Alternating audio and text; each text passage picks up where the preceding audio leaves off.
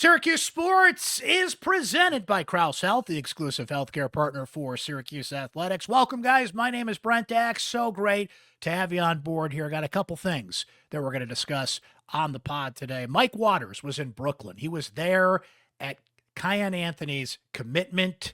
It was like a graduation party in a way. What a celebration for his commitment to Syracuse, not only throughout Orange Nation, that Carmelo Anthony's son and a top 40 prospect in the class of 2025 is officially signed, sealed, delivered, and coming to Syracuse in 2025. But what a party that Mike got to go to, celebrating that commitment. So I wanted to talk to Mike about that party, about being in Brooklyn, talking to Carmelo, talking to LaLa, talking to Kiyan, and just everything that went into that process. There's some amazing videos that we've got on syracuse.com. They're down in the show notes. If you haven't seen them, give them a click and check them out. Scott Trimble, our ace photographer, did an amazing job kind of chronicling that party and that celebration. But I wanted to get the skinny from Mike about what it was like at that party, covering Kiyan's commitment, and of course, what that means for Syracuse basketball. So not really current Syracuse basketball discussion. We will certainly do plenty of that throughout the year, and we'll do plenty of that on our Syracuse basketball post-game shows that we're up and rolling with that schedule getting busy. It's been a stressful 3-0 start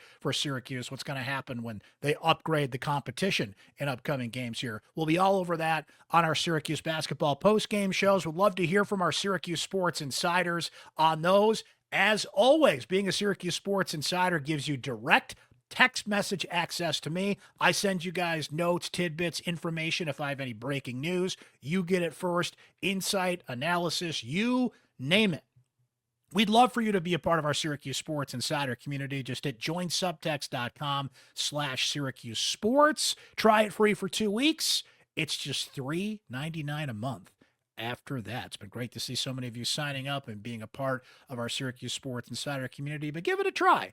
And we'd love for you to hop on board with that. Now, before we talk to Mike Waters, though, I had a couple of football things, not only on my mind, but certainly on your mind as well.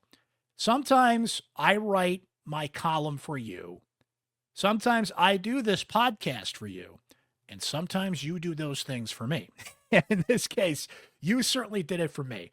Kyle McCord, Syracuse won the transfer portal lottery with Kyle McCord. This guy is setting records in his one season at Syracuse. He's probably going to hit a couple of big ones before he leaves. I think he's got 2 more games left. This is just my speculation here. I don't think Kyle McCord plays in Syracuse's bowl game. If he kind of follows suit with the players that have NFL draft prospects, they're opting out of bowl games more and more. Remember, it happened a couple of years ago. Sean Tucker, Michael Jones opted out of Syracuse's Pinstripe Bowl game.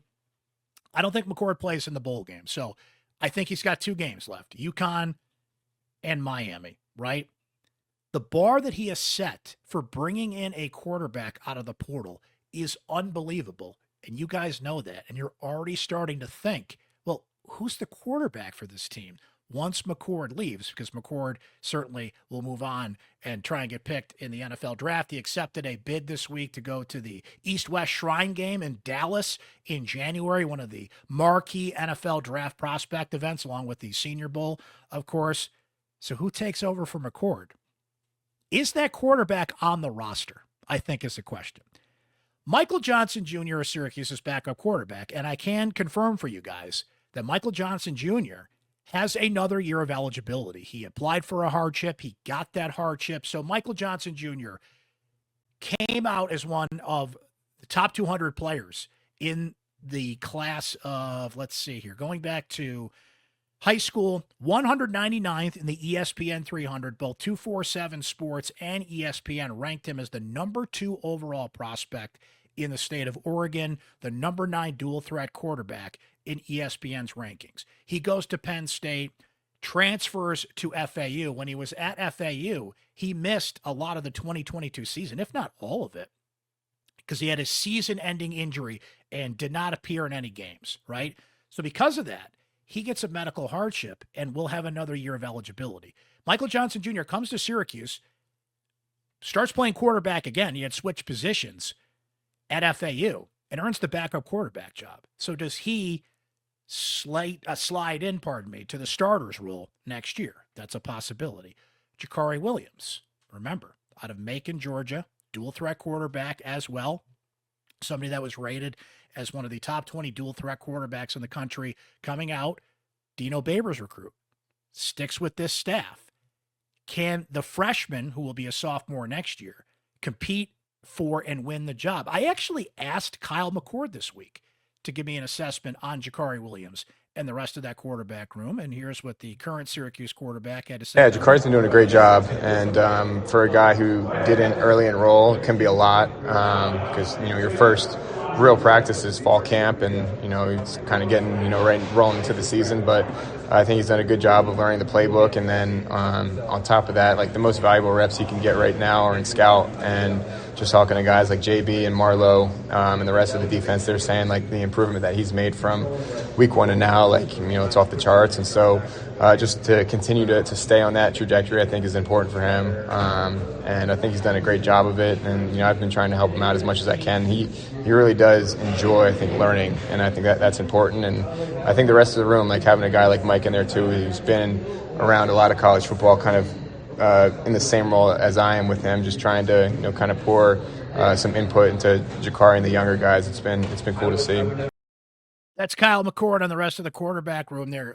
When you got defensive players complimenting Jahkari Williams the way that they did, something to take note of for the future here. So those are the guys on the roster. Syracuse has 2 freshmen coming in next year who are intriguing. Luke Carney, who will visit this weekend, by the way, for the Syracuse-UConn matchup at the Dome, out of Texas. He has over 10,000 career yards, over 100 career touchdowns in Texas. He is a dual threat quarterback, 6'2", 205, class of 2025. He's the number 57 overall quarterback and 124th ranked recruit from the state of Texas. A Texas quarterback that wants to play for Syracuse.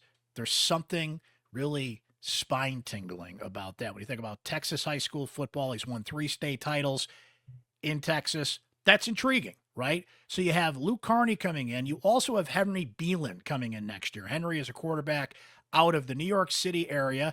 Cardinal Hayes High School in the Bronx. A little small, 6 feet, 185, so he's certainly got to bulk up a little bit.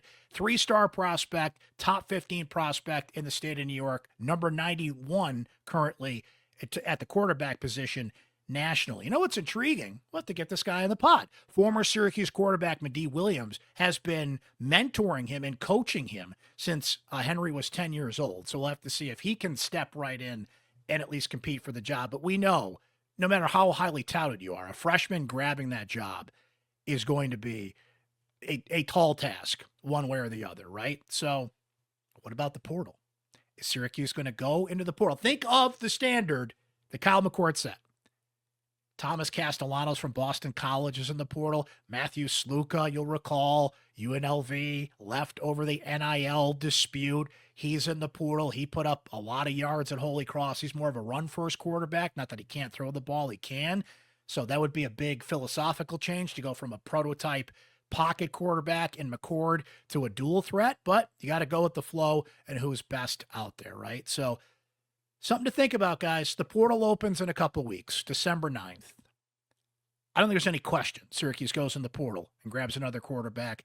But will that unknown name at this moment, a current roster member or an incoming freshman, be the quarterback next year? Something we're certainly going to track a lot in the offseason here. The other thing I wanted to say before we get to Mike Waters, on a football note, Coach Mac, Dick MacPherson, goes on the Ring of Honor at the JMA Wireless Dome on Saturday during the Syracuse-UConn matchup. And Coach Mac, who doesn't get a smile on their face when they think of Coach Mac? God love you, right? That thick New England accent. What a football coach. What a man. What he did for this community. Guys, Coach Mac easily could have run for mayor in this town, really at almost any point, and won in a landslide. That's how popular Coach Mac was.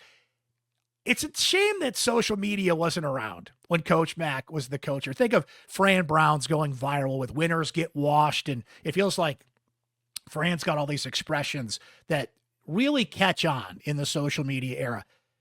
Man, Coach Mac, we would have had a God love you t-shirt and all sorts of viral expressions had that been around when he was the coach. Turned around Syracuse football, of course, the 1987 undefeated season, beating Nebraska in 84, eventually left for a brief stint in the National Football League with the New England Patriots, but came back to Syracuse, was a fabric and a part of this community for so long and did so much for the community.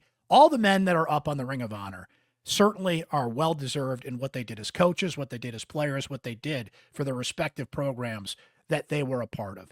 Dick MacPherson is on that Ring of Honor as much as for being one of the greatest men that I've ever known versus being one of the greatest coaches that Syracuse football has ever had. So congratulations to his family. It's going to be great to see him get honored on Saturday. And what more can you say than God love you, Coach MacPherson? Let's talk some hoops in a minute here, but just a reminder, guys, that we love to feature your original music on this show. It has been one of the great new features of Syracuse Sports. And if you want your original music to be featured here on the pod, all the information is in the show notes, how you can get in touch with me. Please send me a note, send me some clips. We'd love to highlight your original music here on the pod. Today, I reached out to somebody, and he's a friend of mine. And if you're in Syracuse, you know the name, Just Joe Altier. Joe is famous for doing his cover songs. You may have seen him on TikTok, on Instagram, on social media. He has just created this unbelievable, I don't even know how to put it. It's just like a phenomenon, what he does on social media.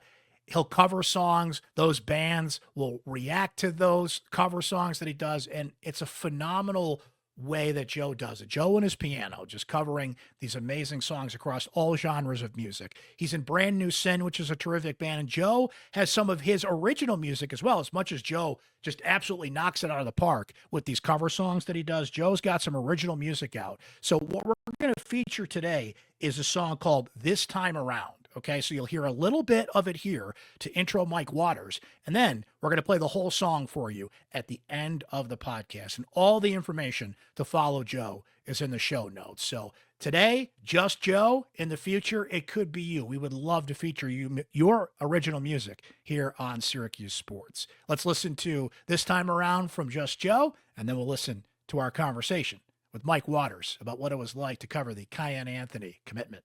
Must have let the rock and roll get to my head, 'cause there's still some sins I haven't paid for yet. But when I finally find my feet, swear to God I'm gonna keep them planted right here on the ground this time around. Well, just back from the big party in New York City, ladies and gentlemen, the one and only Mike Waters here. Now, Mike has gone to some places and done some stories where I have been pretty jealous. And I would say this is near the top of the list, Mike. You get to go to Kiyan Anthony's. It was almost like a graduation party, right? It's the party after he announces on Carmelo Anthony's podcast that he's committing to Syracuse, and then kind of redoes the announcement at the party, and then you're at this big renovated warehouse in New York City. And I have many questions here. Okay. So let's just start with you're walking into this venue. Like, had you ever seen this place? Did you know about this place? What did you think about where they held this party? And just tell me about being there. Well, first of all, it was funny. We couldn't find it. We were given an really? address.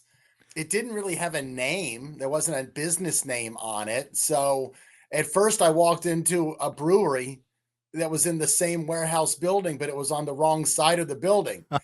Now, you can fill in your own joke about me walking into a brewery by accident. Like, oh, sure, Mike, right.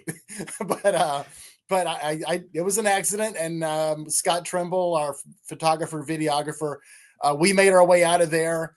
And with some assistance from the people there at that brewery. By the way, got to go back. Great views of the East River and New York Harbor and the Statue of Liberty. We made our way around this big warehouse building, and you got this feeling like, this warehouse district has been around for a long time, and you couldn't tell which buildings were occupied and which ones weren't. It was in, the Red Hook district of Brooklyn, for those who know their geography down there. But we finally made our way. We actually needed directions from yet another dessert little eatery place, through an unmarked door into the building, up a staircase, down halls where it looked like they were still working on this place. And then boom, you popped into the renovated area, and it was, really gorgeous, with large, wide wood plank floors and exposed brick walls and black curtains everywhere. And then at the back of the room, the windows that looked out onto the harbor. And it was all decorated. And and a part of the room that was, unknown to Kiyan, was the part of the room that had all the Syracuse decorations. That was there. The surprise, right? Okay. Mom and Dad had a surprise for Kiyan. He came in and he thought just the first room, which was just nicely decorated and had, couches and chairs and stuff. And the plan is he thought this was the party room. And then when he made his announcement to the folks gathered in the room, the curtains pulled back. Oh, wow. And revealed the back area that had all the Syracuse stuff in it, the orange and blue balloons, the Syracuse pillows on the couches, likenesses of Otto the Orange everywhere, including on the cookies. They had a cookie tray with the Block S icing, and then Otto the Orange. And Otto the Orange was on this 5-tiered cake, which was, amazing, and decorated all in Syracuse stuff. And there was even a Carmelo Anthony jersey hanging from the rafters. I saw that. So it was pretty neat. And like you said, it was kind of like sort of like a graduation party in a really neat location with some interesting folks gathered around. So it was probably a one-off, a once in a lifetime event to cover. So what you're telling me is, because all that stuff was there, that Carmelo and LaLa did not have to listen to the podcast to find out where Kiyan was going to school. Good to know. Okay. Well, that podcast was obviously pre-recorded. Yes, it was. They did a fantastic job of keeping it quiet, keeping it a secret as long as they did. Yeah. And then they put up the podcast. Yeah, they put up the podcast where, even though it had been pre-recorded, you couldn't fast forward. Yes. So that was even smart the of them, folks in the room, I mean, we all knew, because if you saw the decorations in the other room, you knew what the choice was going to be. But if you happened to come in kind of late and the curtain had been drawn, you didn't know until the rest of the world knew. But everyone in the room knew by the time Kiyan walked in. So, yeah, what was that like for you? Did you sit down and watch the podcast at the party before the party started? Was everybody watching the podcast? Like, what was that like? I couldn't get the podcast because I couldn't get the internet there in the warehouse. Between the bricks and the steel and the whatever that roof was made out of, and our videographer was having trouble too, just getting any kind of bars. Scott, actually, when he was sending the first videos back to the office in Syracuse, had to go outside. Oh, wow. So no, I had no idea, except I was able to get some Twitter feed. So I knew the moment when the announcement was made on the pod, because then my phone blew up. Gotcha. There you go. So you're in this party, and you mentioned all the decorations and everything, and you said there were some interesting people there. Who were some of the interesting people that were around? A lot of family, a lot of friends, but I would imagine some recognizable faces too, right? Yeah, going down, we didn't know what to expect. We didn't know if this was going to be some big, Manhattan elite, star-studded event. We were game planning for anything. Like, we didn't know if Spike Lee and whoever else, New York types, Ben Stiller, guys that show up at Knicks games. Yeah. Was Jimmy Fallon going to be there? I mean, it was legit. Carmelo had just been on the Tonight Show with Jimmy Fallon earlier than the week, and of course they sat side by side at the Olympics in Paris. We're like, maybe Jimmy Fallon's there. Jimmy Fallon, of course, has been to a Syracuse game famously, a few years back, leading the pep band. So we didn't know if it was going to be folks like that and basketball stars like, Dwayne Wade and whatever, but it wasn't. It was really a family event. It was family and friends. And Kiyan's cousins were running around, little kids were running around. Like you said, it was sort of like a graduation party, only for a couple famous people and their kid. It was so the real interesting people, the names were like Lenny Cook was there. And Lenny Cook was a high school prodigy in about 2003, right when Carmelo and LeBron were also, these high school prodigies, maybe 2002, and maybe one of the best players at the high school level I've ever seen in my life. I saw Lenny Cook at the ABCD camp at Fairleigh Dickinson University back in the early 2000s. And, Carmelo was outstanding and LeBron was outstanding, but Lenny Cook was just as good as them. And Carmelo's known him for over 20 years. So Lenny Cook is there. Kenny Minor, a guy who was from Baltimore. He and Carmelo were best friends as kids. And, when I was introduced, I'm like, Kenny Minor. Oh, I was like, wait a second. You played at Manhattan. Yeah, wow. That's Kenny Minor. Mike's basketball brain kicks in right away. I love it. It did. Manhattan and Syracuse had played in the first round of the NCAA tournament in Boston in 2003. Yeah. And I had written at the time about Kenny Minor and Carmelo. These buddies from Baltimore were meeting in the NCAA tournament. So, Kenny Minor and I, talked for a few minutes and reminisced about Bobby Gonzalez being the Manhattan head coach. A few stories about Gonzo were shared. Kyle O'Quinn, a former Knick, who isn't going to register on most people's, basketball elite, but he's a friend of Carmelo's. Rudy Gay was there. Again, Baltimore. Carmelo, Baltimore. So it was really neat.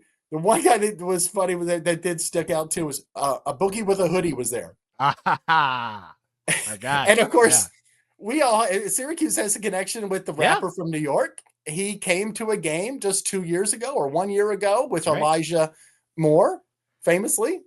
And he was there. But he's just walking around like a normal guy. So it was really interesting. I got to meet Kiyan's mom, LaLa, movies and MTV and reality show fame and stuff. And she was really nice. She was really pleasant. So it was an interesting evening for this old sports writer.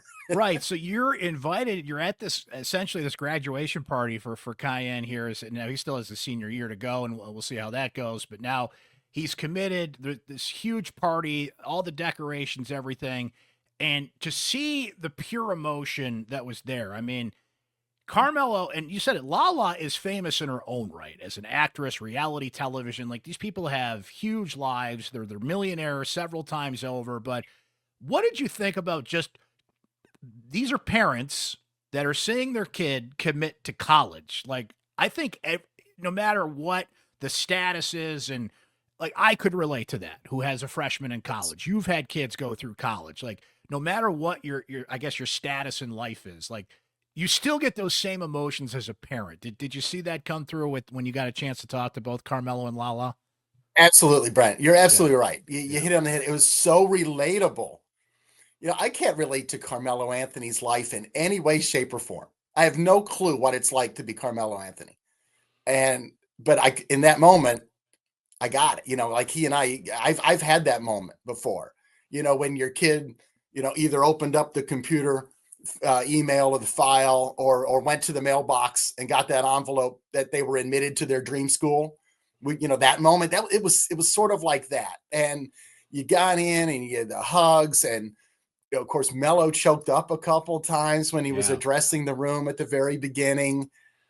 You could tell, I think it was a little bit of relief off their shoulders, which I've seen other athletic families, the parents, like, the recruiting process is different than, because you're being courted by all these schools. Like, our kids hoped to get in certain places. They're courting the schools. Now it's the opposite way. Yeah, exactly. And it's a lot of pressure. You're getting, courted is a nice way of also saying hounded.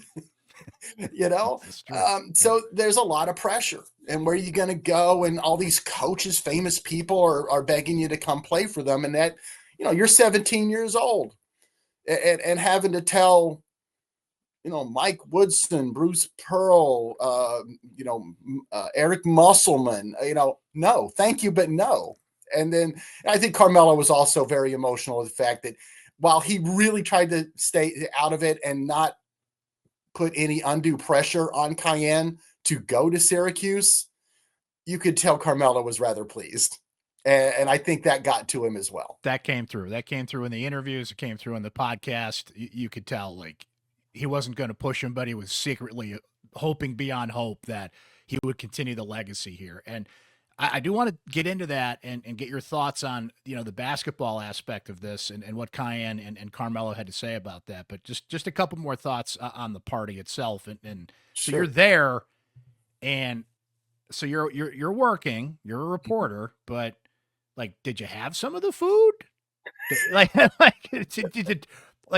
I would find that hard to resist. Like, if I'm invited to this party and I know I'm working technically, but like, man, it sounded like there was quite a spread at that joint. Did you nibble a little bit, or did you play a professional? At first, no, I was hesitant to even approach the buffet table. Yeah. And I certainly didn't go to the bar. That wouldn't have been a good look.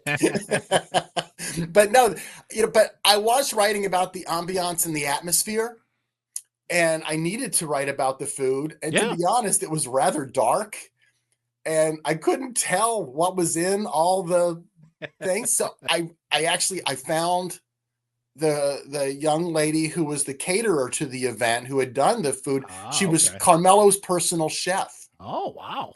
Yes, I've met Carmelo Anthony's personal chef now. Nikki Blake is her name. And she walked me through all the food. And she even, told me, like, she'd asked Kiyan, what did he want to have? Yeah. It's his party. All he wanted was buffalo wings, lemon pepper wings, and sliders. He said beyond that, he didn't care as long as he got those three things at his party. And I'm like, he really is a 17-year-old kid. Yes, he is. So that was kind of neat. Yeah. But she walked me through the other stuff, different pastas, a rasta pasta that was kind of like a Cajun spicy thing, and some other stuff that was out. And I was like, it was still felt a little bit weird, but I said to myself, I have to sample it. It's kind of like being on a cooking show and judging somebody and not actually you can't have the British Bake Off without trying, the Christmas pudding. So I did. I had a couple of the wings and a little bit of the rasta pasta, as she called it. And it was really, really good. Wow. I did like the buffalo wing better than the lemon pepper. That's just a personal preference.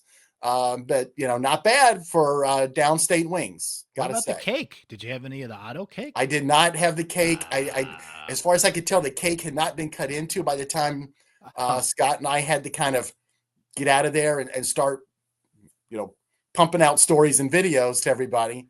It was, but so no cake, no cake for this guy. Right. Man, not even a cookie. Not even a cookie either. I didn't get a cookie. Yeah. I don't know. No Otto the Orange cookie. I don't know. I think you guys left a little on the table here when it comes to this assignment. So that's the party. That's the food. That's the atmosphere. It was an event, to say the least. It was an event from the standpoint of Syracuse fans holding their collective breath, watching the podcast. So then he commits. He's here. So you talk to Carmelo. You talk to Kiyan. What I was intrigued by, Mike, and we've heard a little bit about this anyway, but now that Kiyan is committed, Carmelo is going to be around more. And he's going to be not only around the program as a parent watching his kid play basketball. It feels like he's not only going to get involved with the program, he wants to kind of reinvest, if you will, in the community as well. What was your takeaway in talking to Carmelo about that? It seems like that's exactly what he wants to do. Wants to get more or re-involved back up here. About 10, maybe 14 years ago, his foundation and the Jim and Julie Boeheim Foundation had partnered on refurbishing some courts, outdoor basketball courts in the city of Syracuse at both Schiller Park and Wilson Park, and that was all great. But it seems like he's got a few business ventures in the works, or at least in the planning stages, and that's what we've heard. Nothing definite yet, but I think there's some stuff that he's looking to do up here. And So I think with that, kind of on the front burner, maybe not the back burner, but actually on the front burner with his son now coming up here, I do think you're going to see some Carmelo Anthony backed projects happening both in the community, which would be really great, helps the area. But I think also he's looking to help the university too. And just even having his name on, a cause or a fundraising campaign. And we've already seen the Carmelo Anthony Basketball Center, has his name on it, but it's not like he didn't pay for that in full. Right. He did the initial significant contribution that kickstarted a fundraising campaign. And that's what fundraising campaigns are often based on. It's like, hey, we have starter money from this very famous person, and now we just want to get you involved in the project. Do you want to be involved too? And a lot of folks are like, I want to be involved in anything that Carmelo Anthony is involved in, or whoever it may be. Right. So I think you're going to see stuff taking place both up on the Hill, within the athletic department. Maybe he helps with some NIL campaigns.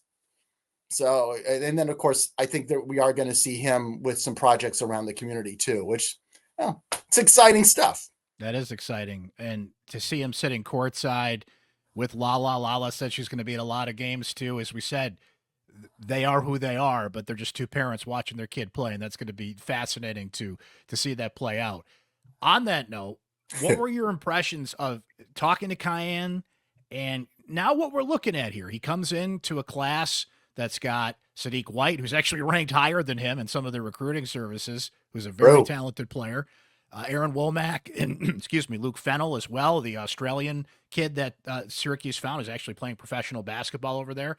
It's a class that was briefly in the top 5, but then Mississippi State got a big commit, so it bumped them out a little bit, but still a highly ranked top 10 class in 2025. Kiyan certainly headlines it from a lot of certain aspects here. I guess I'll ask the simple question here. Like, what can we expect from Kiyan, the player? I'm always the guy who wants to temper expectations of any high school kid coming in, because it always seems like expectations can be elevated, and sometimes by people who have never even seen them actually play. I have had, the opportunity to see Kiyan play. It was a little over a year ago at Peach Jam. So obviously he's a year older now, but what I gathered then is a guy who's got to get a little stronger. Mm-hmm. He's still, pretty thin, upper body, chest and everything, but he's got a nice frame. I think he will be able to add some weight and strength as he gets a little older and matures a little bit. He needs to get a little bit with the basketball. He is a shooter. He is a volume shooter. He's a scorer. That's what he is. And he's got a really nice shot. He's got good size, good height. So he can elevate and get his shot off. He's not shy, but he's also, both at the high school level and at the AAU level, played at times when he's not the star. He's played up in AAU. So he's the younger guy on a court. He's been the 16-year-old on court with 17-year-olds and not been the best player on the floor. At high school, he's, earlier in his high school career, there were times a couple of years ago he didn't even start. He's played at good places where there's been other good players. So I think you're looking at a kid. It's not like he's, some privileged kid, or somebody who's like only used to being the prima donna, on the floor. So I think he's a guy who has shown he can play in a system. And yeah, I know he's had games where he shot at the ball a lot, but I've also seen him in games where he didn't. And he shot the ball when the ball came to him. He shot the ball when he was open. So, it'll be interesting to see where he fits in. But you mentioned the class in general. We do have to remember Sadiq White, 6'8", athletic forward. Maybe a little bit of, maybe not quite as elevatory as Hakeem Warwick. That's who he reminds me of. I'm going to invent a word there. Elevatory. I like that. I like that. Yes, thank you. But that's the comp. That's who he reminds me of for sure. That's the comp, I think, because he doesn't have a consistent outside shot yet. Neither did Hakeem. He is 6'8". I think Hakeem was 6'8", 6'9". He's long, very long. I haven't seen him enough to know whether he can just helicopter in the air like Hakeem did. So we'll see where that goes. I think, you mentioned how high the class is ranked. I think this class could get ranked even higher if one of the 4 recruits was living in America and not Australia. I've heard great things about Luke Fennell. I think he would be rated higher if he was, someplace, in New Jersey, Maryland. Right. Going to, Paul VI high school outside of DC or someplace like that. So we'll see where that is. And Aaron Womack, he's not rated very high, but from everybody I talked to, he has one undeniable skill, and that's he can shoot the ball. So who cares where you're rated? If you can shoot the ball, I've seen guys who basically primarily can only do that, and you surround them with the right people, and they're exactly what you need in a system. We've seen that a lot at Syracuse over the years. Snipers.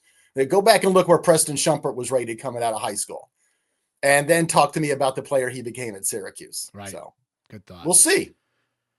Well, that's a lot about parties and breweries you'll have to visit again sometime in the future of Syracuse basketball. We'll skip the present tense for this conversation. We'll have plenty of opportunities to do that going forward here as the Orange get ready. Mike and I are speaking before they play Texas and play Friday against either Texas Tech and St. Joe. So we'll see how the current version of the Orange do going forward. But there's a little glance at the future of Syracuse basketball with Kiyan Anthony leading the way. Mike, thanks for your time, your perspective. Great work down there. You and Scott Trimble did an excellent job and really gave us the perspective on everything. Those videos are up, by the way, on our Syracuse Orange Sports YouTube page. Check them out. They're fantastic. You really get a sense of what Mike was just describing and being at that party. And good work, my friend. We'll do this again soon.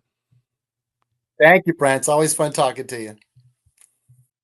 Thanks to Mike Waters for sharing such great stories from being a part of the Kiyan Anthony commitment. What a party that was, man. I've been jealous of some of the assignments that Mike's gotten in the past. That is right there at the top of the list. That would have been a lot of fun to be a part of. But check out the videos, if you haven't, that Scott Trimble shot of that party. Amazing stuff. Links are down in the show notes in case you haven't seen it. Thanks for listening and watching Syracuse Sports today, guys. We would love for you to be a part of our Syracuse Sports community, so please sign up today. Join subtext.com/Syracuse Sports. You can also text the word orange to our Syracuse Sports Text Insider line, 315-847-3895. Direct text message access to me. Text me during games. Text me anytime. Your questions, your thoughts, what you want me to ask Syracuse coaches and players, inside analysis, and so much more. It's just $3.99 a month, but you can sign up and try it free for 2 weeks. And your comments get highlighted exclusively as a Syracuse Sports Insider on our Syracuse football and basketball postgame show. So we got a postgame show coming after Syracuse and Connecticut football, depending on when you're watching or listening this pod. Syracuse and Texas Thursday night basketball, then either Texas Tech or St. Joe's on Friday. We're humming after each Syracuse football and basketball game post-game shows here on YouTube. You can listen on demand when you want on Apple or Spotify, so make sure you're subscribed, you like, follow, all those things so you never miss an episode of Syracuse Sports. Thanks to you. Thanks to Mike Waters for joining us. Thanks to Just Joe for letting us feature his terrific song called This Time Around. I would encourage you to not only send me your music, if you have original music that you would be so gracious to let us highlight here on Syracuse Sports, but to follow Joe on social media and all of his channels, his YouTube channel as well. Let's listen to Just Joe This Time Around. Take us out here on Syracuse Sports, and we will talk to you next time, guys. Thanks for hanging. So let the rock and roll get to my head, 'cause there's still some sins I haven't paid for yet. But when I finally find my feet, swear to God I'm gonna keep them planted right here on the ground. This time around,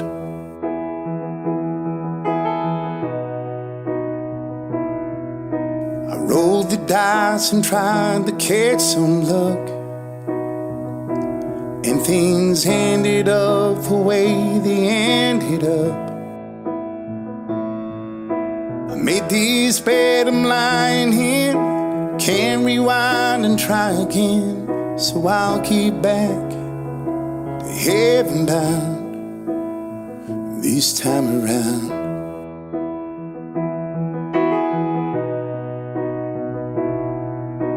Time keeps on rolling and life keeps on showing me. Still got a lot to figure out.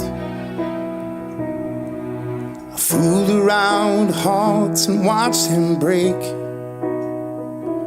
But if I learn to sing a thing from my mistakes, I'll find some miles to fall into. When I earn that I love you, I'm gonna love the way it sounds this time around.